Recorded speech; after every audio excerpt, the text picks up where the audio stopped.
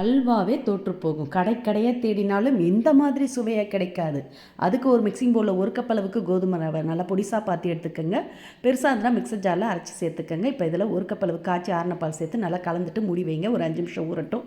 இப்போ இன்னொரு வானலில் 2 டேபிள் ஸ்பூன் நெய் ஊற்றி சூடானது முந்திரி, பாதாம், உலர்ந்த திராட்சை எல்லாத்தையும் வறுத்து எடுத்து ஒரு பவுலில் மாற்றி வச்சுக்கோங்க. கடைசியாக சேர்த்துக்கலாம். இப்போ அதே நெய்யில் ஒரு கப் அளவுக்கு சர்க்கரையை சேர்த்து அப்படியே அடுப்பை மீடியம் ஃப்ளேமாக வச்சுட்டிங்கன்னா சர்க்கரை கரைஞ்சி சுகர் கேரமலைஸ் ஆகும். அது ஆகிறதுக்குள்ளே வச்சு கோதுமை ரவையை திறந்து பார்த்துக்கோங்க. நல்லா திக்காக ஊறி சாஃப்டாக இருக்குது. இப்போ இன்னொரு ரவுண்டு பவுல் எடுத்துங்க. அதில் கொஞ்சமாக நெய் தடவிட்டு வறுத்தெடுத்த முந்திரி, பாதாமை நல்லா பரவலாக தூவி எடுத்துக்கோங்க.